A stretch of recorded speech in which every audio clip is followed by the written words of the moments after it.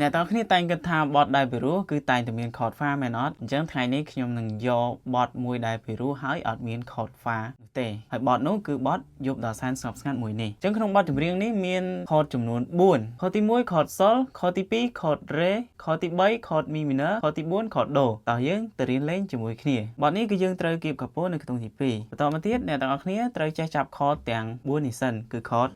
sol code re code mi minor និង code do អូខេបន្ទាប់ពីអ្នកទាំងអស់គ្នាចេះទាំង4 code នេះហើយគឺយើងត្រូវចេះចង្វាក់មួយទៀតគឺជាចង្វាក់ pop ចង្វាក់របស់យើងគឺចុះចុះឡើងឡើងចុះចុះចុះឡើងអញ្ចឹងក្នុងមួយពេលដែលយើងត្រូវលេងគឺចុះចុះឡើងឡើងចុះចុះចុះឡើងអូខេនៅពេលដែលយើងតម្លាក់ចុះមួយទៀតគឺយើងត្រូវបដូរទៅ code re វិញអូខេអញ្ចឹងសង្ឃឹមថាអ្នកទាំងអស់គ្នាទាន់ចង្វាក់គឺចុះចុះឡើងឡើងចុះចុះចុះឡើងចុះចុះ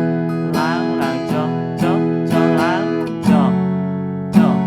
ឡើងឡើងចុះចុះចុះឡើងចុះចុះ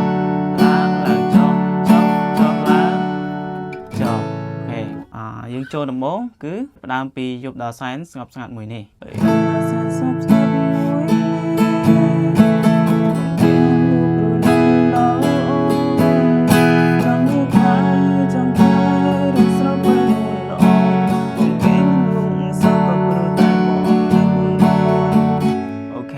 ចាប់ផ្ដើមដំបូងយើងតម្លាក់យើងចាប់ code sol មួយហើយយើងចាប់ផ្ដើមច្រៀង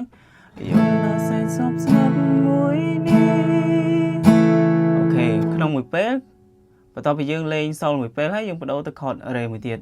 បងគេមិនលូព្រោះនឹកដល់អូនចង់នៅក្បែរចង់ថែរូបស្រស់ពេលនួនល្អបងគេមិនលូសោះក៏ព្រោះតែបងនឹកអូន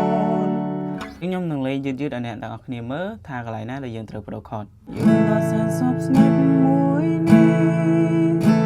បងគេមិនលូព្រោះនឹកដល់អូនចង់នៅក្បែរចង់ថែរូបស្រស់ពេលនួនល្អបងគេមិនលូសោះក៏ព្រោះតែបងនឹកអូនអូខេ